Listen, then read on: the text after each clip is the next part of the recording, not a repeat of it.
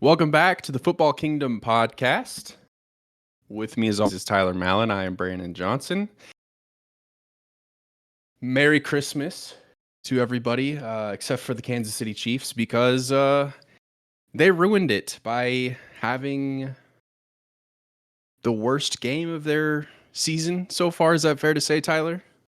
It is more than fair. It is the worst Mahomes game of all time, I think. I mean, even statistically, it was like 109 starts or whatever that number was, and it was his worst ever.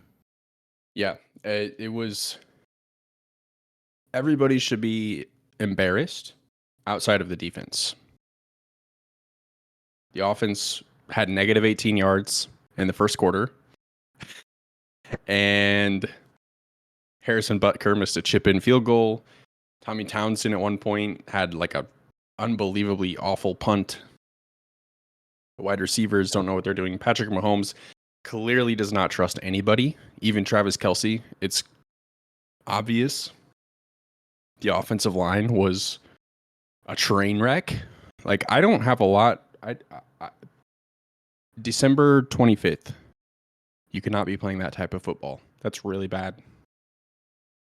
That is a point we were gonna make eventually in this conversation.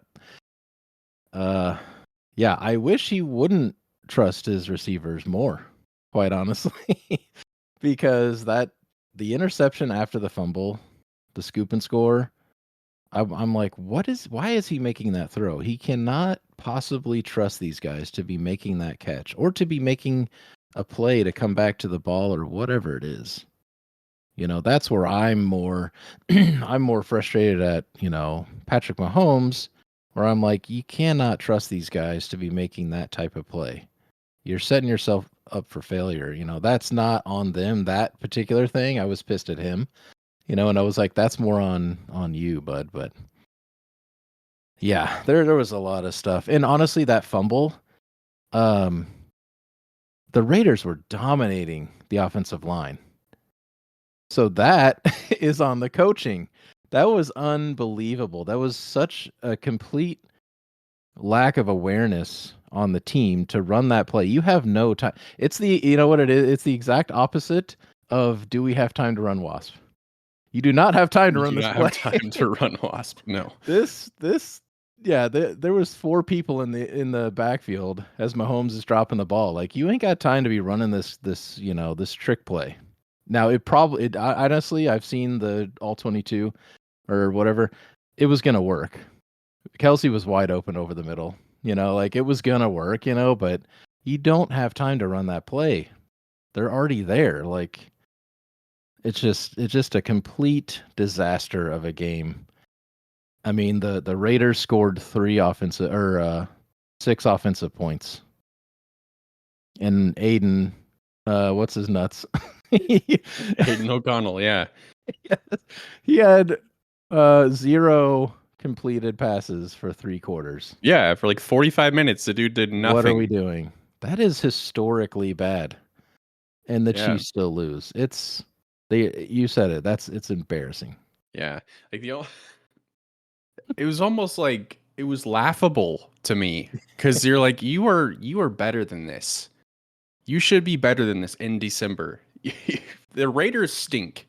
The Raiders are a bad team, and they came in, and I heard somebody say it, and I have to echo it. It was like the Raiders were just in the Chiefs offensive huddle, because they were just like, nothing was working. Nothing was working.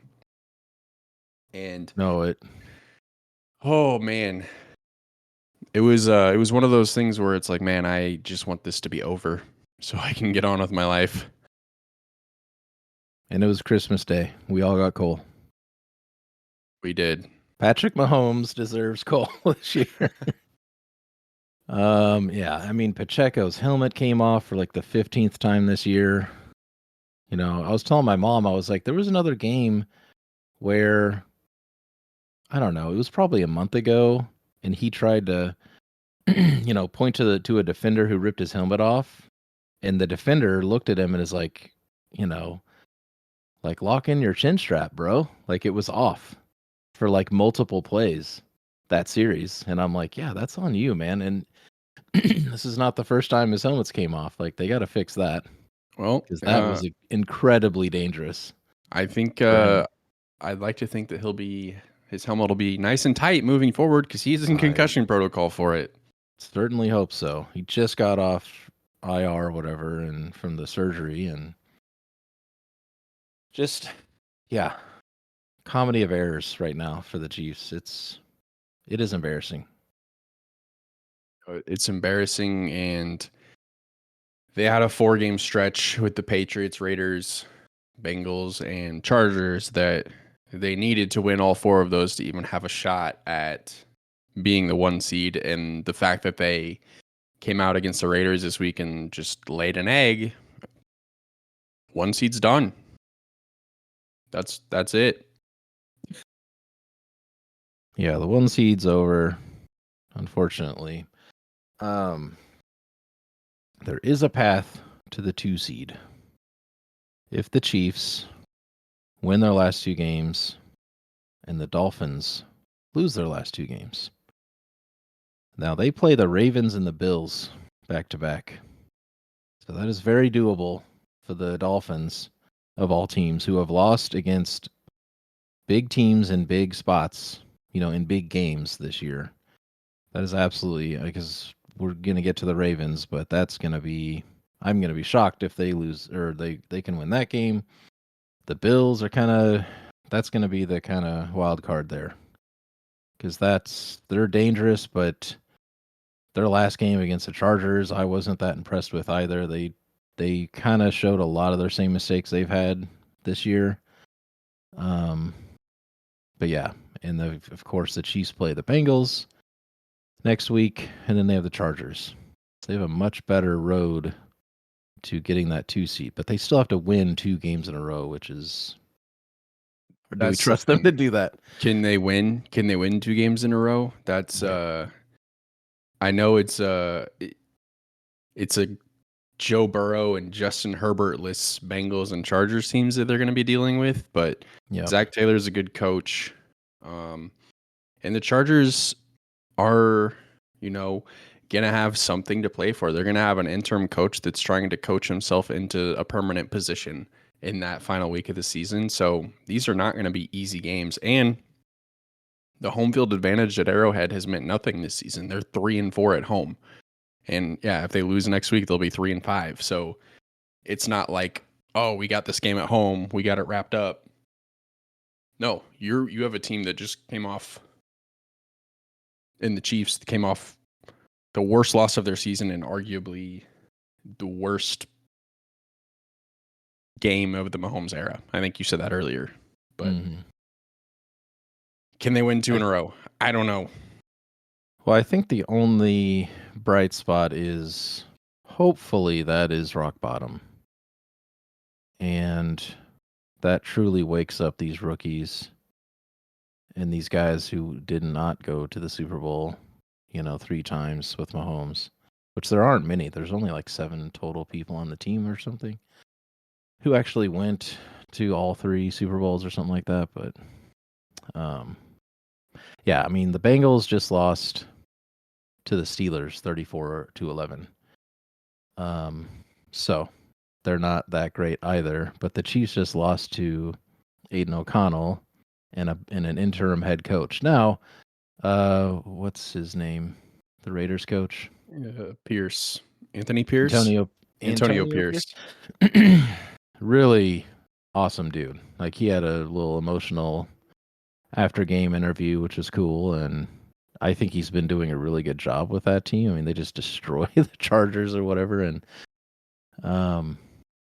yeah, I mean, he's clearly a good coach, but I mean, the offense showed nothing, yet they still won. Problem is, the Chiefs play that bad against that kind of a team. You really don't know what the heck they're going to do next game.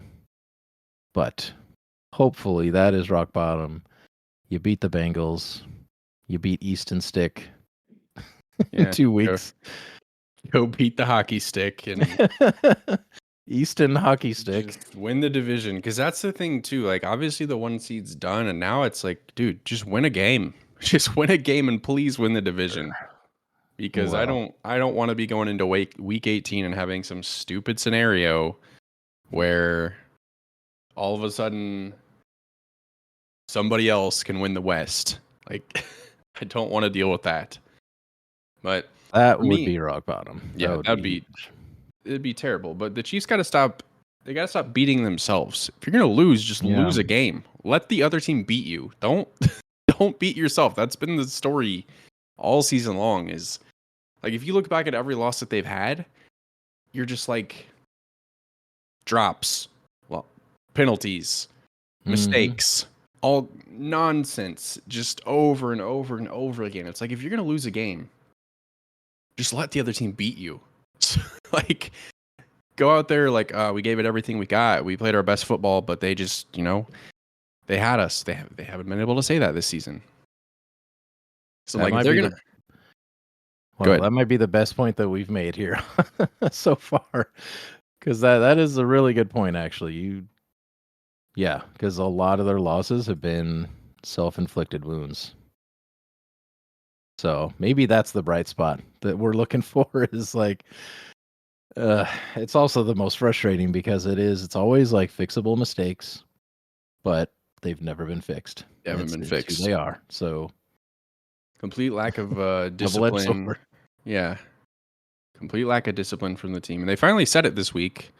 Like they finally said it, like, yeah, we're not a disciplined football team. And a lot of people are coming after Matt Nagy. And I don't know if it's a Matt Nagy problem, but I do wonder if it's not having Eric Bieniemy there. Heard a lot of people say and that. and him being the guy that kind of is the discipline and does the details well. Mm-hmm. Because there's been no improvement. And we know, like, at this point, I'm not stupid. Like, it's not going to happen. Right. But there's been zero improvement. In fact, they've gone backwards. So, I mean, they started 6-1, correct? I think they started 6-1, and now they're 9-6. So it has been yeah, they not lost good against Detroit and then won 6 in a row. Yeah, they've lost. They lost to the Broncos, where everybody was sick. They should have beat the Bills. They should have beat the Eagles. Had no business losing to the Raiders. Honestly, they could have had a chance to even win the game yesterday, which is even crazier for how terrible they played. Right. There was still close. a small chance that they could have won that football game. And it wasn't only until then did the defense actually give up something. Yeah, they gave up that big run. They fought their butts off, at the end of the game. But what's hard about that is like you want to be mad at the defense, but you're like, they did their job for most of the game. They had the drive that they couldn't have, mistakes on or give up the big play on, and it just happened to be that drive. But you look at back and you're like, yeah, because the offense did nothing. You just put your defense in a position to have to be perfect, and that's not fair. They're still like top 5 in a lot of defensive stats. So yeah. But as they say, defense wins championships. Yeah. But so, the Chiefs are a Super Bowl team. Exactly. They have Super Bowl caliber team. Elite quarterback and great defense. That's the recipe. Unfortunately, I just don't think that the supporting cast is going to be enough for Mahomes to do that. So, like, this is the first time in the Mahomes era where I'm like, nope, this team's not going to the Super Bowl. I don't even have faith that this team's going to win one playoff game. I hope I'm wrong. I hope that we look back on this on February 11th and the Chiefs are in the Super Bowl and I'm like, ha, idiot. But that'd be nice. But that's actually something I thought about during the game. And I'm like, can they even win one playoff game? After that game, I'm like, no way. No. But if they can somehow find something in these last 2 games, and spark some sort of magic, in an away game. Well, they'll probably still get a home game in the first week of the playoffs, but like you said, it really hasn't mattered. So It doesn't matter. But yeah, I think they can beat Houston or Indy or whoever those low seeds are, but as soon as I think that they have to face, I think they can beat Miami. But if they have to face Buffalo, they would be playing Buffalo right now if nothing changes. But yeah, they have to face Buffalo. I don't know. I don't think anybody's beating the Ravens though. so the Ravens clearly way better than people give them credit for, especially before that Niners game. But I mean, Purdy had 4 interceptions. It didn't really. They I weren't all watched his those fault. interceptions. No, well, I think they kind of were mostly his fault. Like, I just think he had a really bad game, and because some of them were just to the other team, it was just kind of like, I don't know. And they were still, that's kind of what I took away from the game as a whole. I'll just put it this way: 49ers are still have an explosive offense. They had huge plays, could score points really quickly. They just had big mistakes. He took some pretty bad sacks as well. Um, I don't know. I really didn't take a whole lot of negative, away from this game as far as the 49ers are concerned, which then in turn means the Ravens are fantastic and probably head to the Super Bowl. I don't think they're crazy world beaters either. They played a really good game and you got to give them credit, but I'm also like, I don't know. I feel like a lot of those mistakes were Purdy just, not seeing the field or something. I don't really think they were outplaying necessarily Brock Purdy on any kind of crazy level. But most people in the media right now are like, "Oh, the Ravens are unstoppable and this and that." And I'm like, they are really good, but I don't take a whole lot from that game as far as the Ravens go. What do you think? I think I disagree with you a little bit. I think for me, it really I thought you would. solidifies that the Ravens are for real because this was a game that, I mean, you and I included, would have probably bet a lot of money that the 49ers would win this football game and win this football game Yeah. easily. And Hmm. it didn't happen. Ravens went on the road in prime time on Christmas Day It's fair. in a likely Super Bowl preview and kind of made it look easy, in my opinion. Now, Brock Purdy had a terrible game. Really bad time to have a bad game. I don't look at him any less for that. People are allowed to have bad games.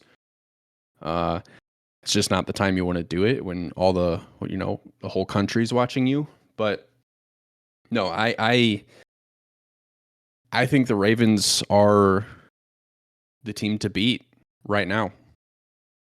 It's hard to say otherwise. Because and it really this season of the Ravens, we talked about it at the beginning of the season. Lamar Jackson or the Ravens with and without Lamar Jackson, it's night and day. Lamar Jackson, like you could for the season that the Ravens are having, you could make an argument alone, that Lamar Jackson should be MVP. Now, statistically, he's not really there to get the votes, but Right. just based off of the season that this Ravens team has had, you could go, oh, Hmm. he is valuable.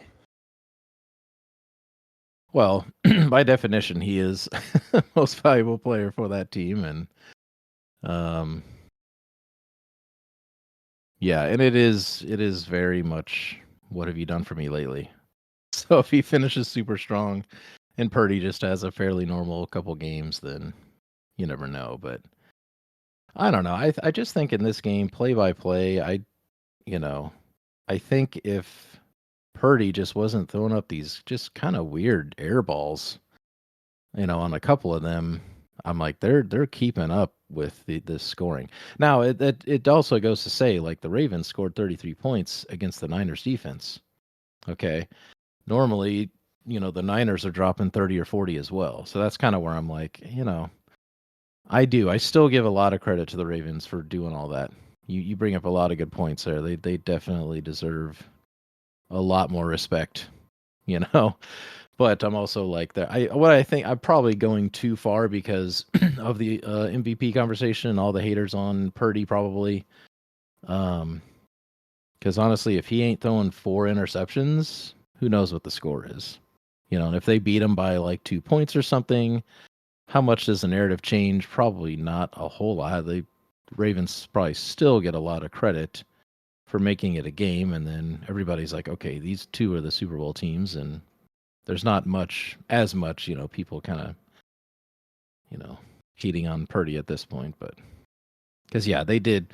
Sam Darnold came into this game at the end, and he had 81 yards and a touchdown. So, yeah, Purdy didn't throw a single touchdown, which is just he had a night to forget. Uncharacteristic, He had a night to forget. Right. The 49ers and the Chiefs wish yesterday went differently, and sometimes it's like that.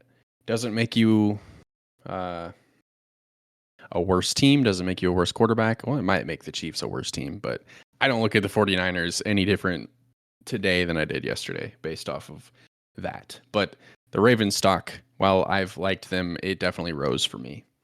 Right. So that's Ravens 49ers, which was kind of game of the year energy, even though I was probably Philly and Kansas City. But we got 2 weeks left, Tyler, and there's still a lot that is undecided as far as the playoffs go. Yeah, you got Bills, as you put it earlier, outside shot of winning the East. They have to win out. Bills have to lose out. Now, reverse that. What did I say? Bills have to win out. Dolphins have to lose out, which, as you said earlier, like completely possible for the Dolphins to lose out. Yes, big time. Because I don't know, they're kind of a strange team.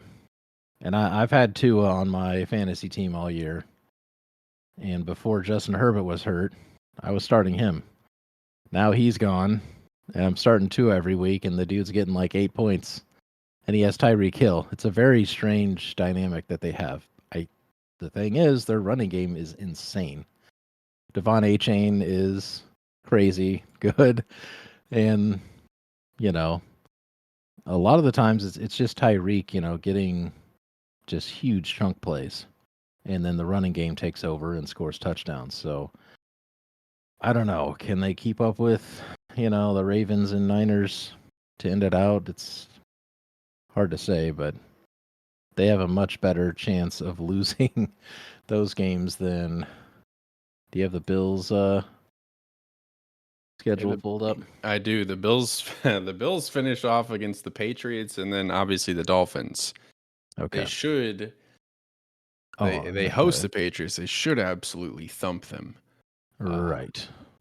But division game, I mean, who knows? And like the Bills have been really hot lately and doing exactly what you want to do in December. Play your best football. But I don't think that they're invincible. So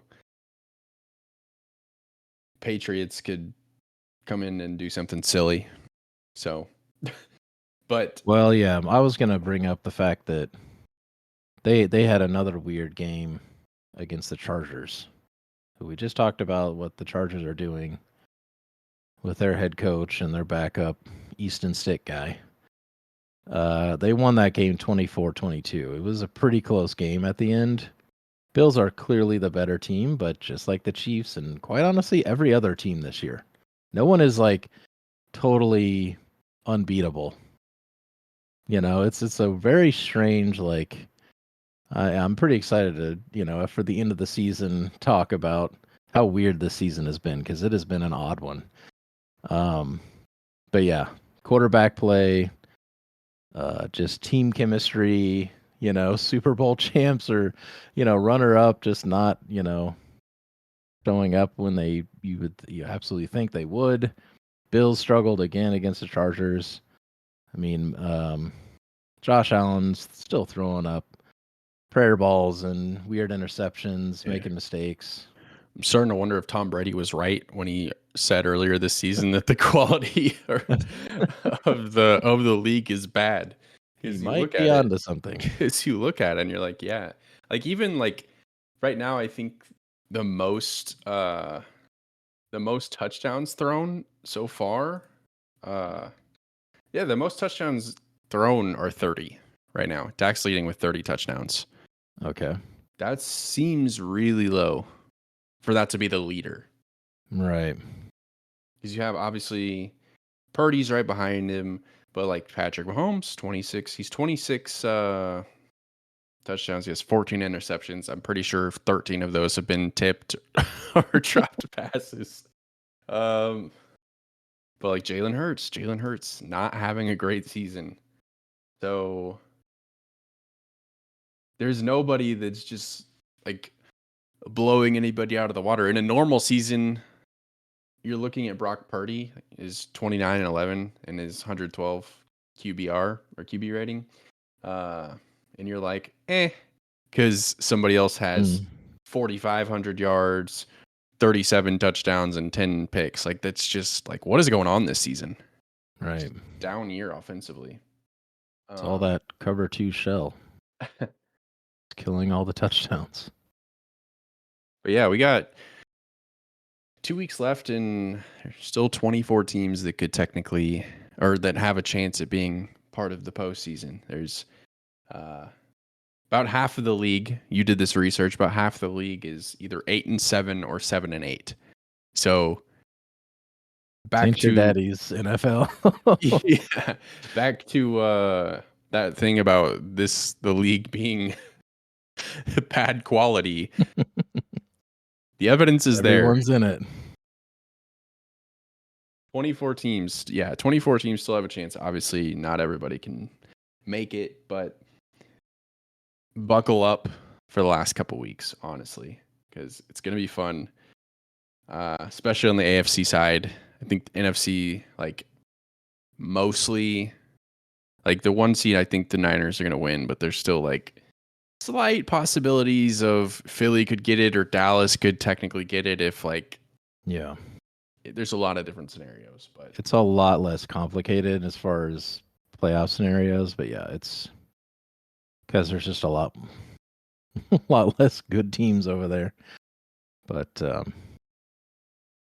NFC is really top heavy, and then it just is like meh. Where AFC is like the Raven. It's the Ravens right now, and then everybody else.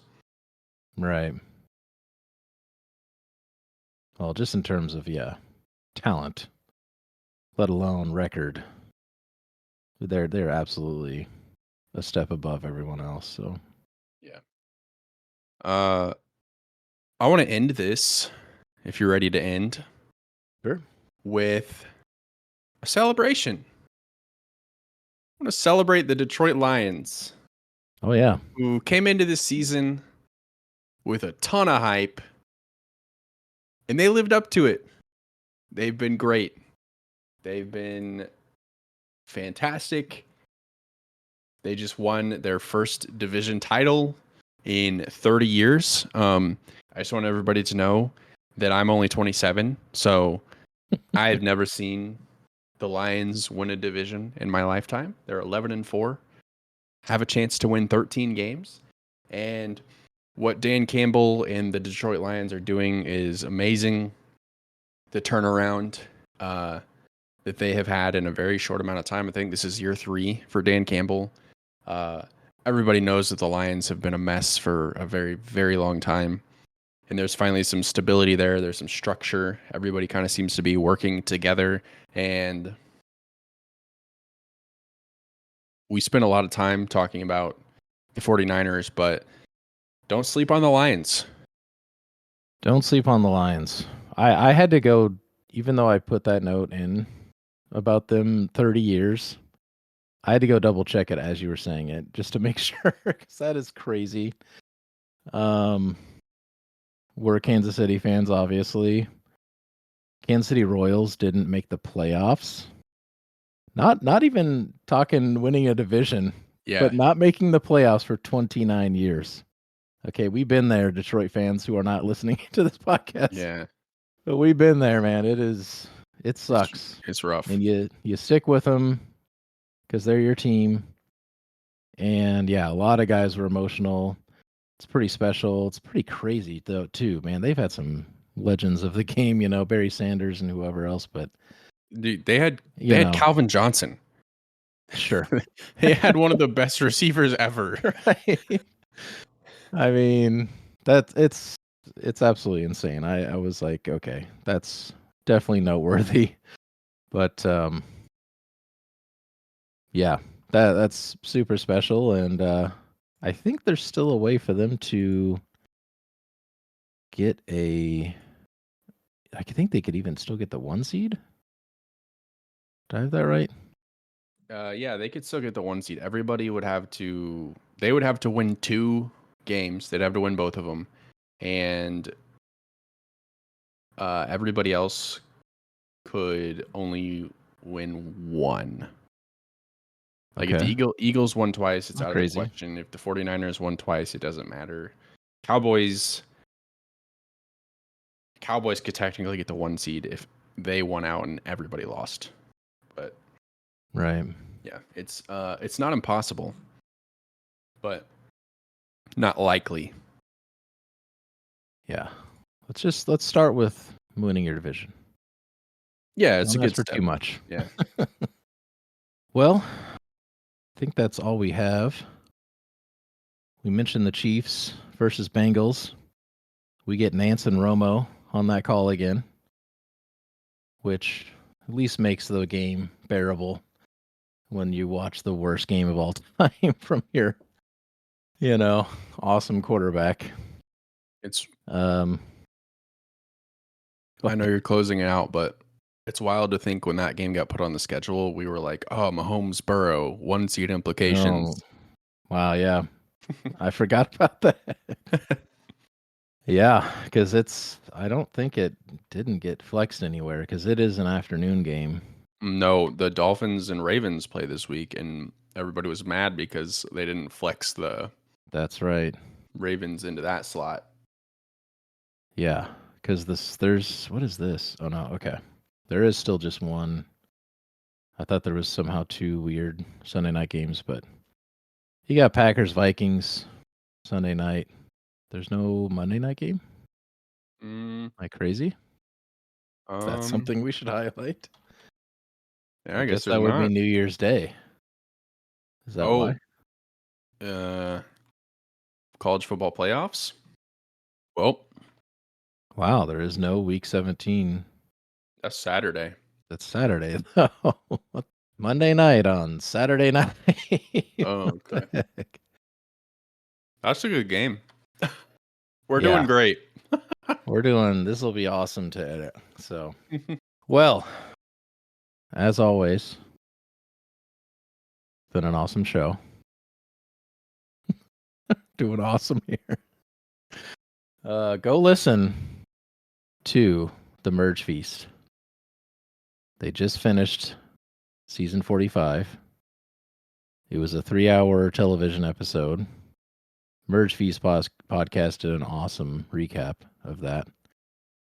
It's one of Brandon's other shows. Not quite to the end of the year. Well, actually, you won't hear from us until after the new year. So we'll see you next year. And I think I can say we're going to have some exciting news coming up. Just about our podcast, network in general. We're going to name the thing and talk about, the other 2 podcasts that we got on that network. And look out for that. We'll see you next week.